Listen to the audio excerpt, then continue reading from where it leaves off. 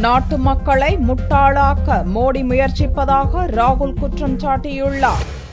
காங்கிரஸ் துணைத் தலைவர் ராகுல் உத்தரப்பிரதேசம் மற்றும் பீகார் மாநிலங்களில் நடந்த பிரச்சார பொதுக்கூட்டங்களில் புதனன்று பங்கேற்றார். இக்கூட்டங்களில் ராகுல் பேசுகையில் குஜராத் மாதிரி வளர்ச்சியை மோடி மிகைப்படுத்தி கூறுவதாகவும் அதன் மூலம் நாட்டு மக்களை மோடி தவறாக வழிநடத்துவதாகவும் கூறினார். தன்னால் மட்டுமே நாட்டில் மாற்றத்தை கொண்டு வர முடியும் என்றும் மற்றவர்களால் ஒன்றும் முடியாது என்று மோடி பொய் பிரச்சாரம் செய்து வருவதாக கூறிய ராகுல், மோடிஜி இந்திய மக்களை முட்டாளாக்க வேண்டாம் என்றும் நேரடியாக சாடினார். தனக்கு திருமணமானதையும் மனைவி பெயரையும் இவ்வளவு காலமாக மோடி மறைத்ததை சுட்டிக்காட்டிய ராகுல், பெண்களுக்கு மரியாதை கொடுப்பதை முதலில் மோடி கற்றுக்கொள்ள வேண்டும் என்றும் காட்டத்துடன் கூறினார்.